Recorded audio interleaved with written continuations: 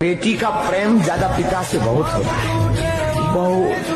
और बाप के लिए बिटिया भी बहुत लाडली होती है, बहुत लाडली होती है। एक घड़ी भाई ताना दे देंगे पर बिटिया नहीं देगी। बिटिया कभी भी पक्ष लेगी तो बाप का देगी, और बाप भी पुत्र का पक्ष नहीं लेंगे। बाप जब भी पक्ष लेगा तो बिटिया का लेगा। माताएं जब भी पक्ष लेती पुत्र का लेती, और बाप जब भी, पिता जब भी पक्ष लेता है ना, बिटिया का पक्ष लेता है। और बिटिया भी कितनी कठोर दिल की होती, जिस घर में रहती माँ बाप जिनके साथ खेली, बड़ी भई, एक पल में वो परायों को अपना मान लेती। उस बेटी से पूछो जो अपने पिता के घर को छोड़कर आती, उसको कैसा लगता है। एक पल में 20 साल का नाता तोड़ देती, एक पल में।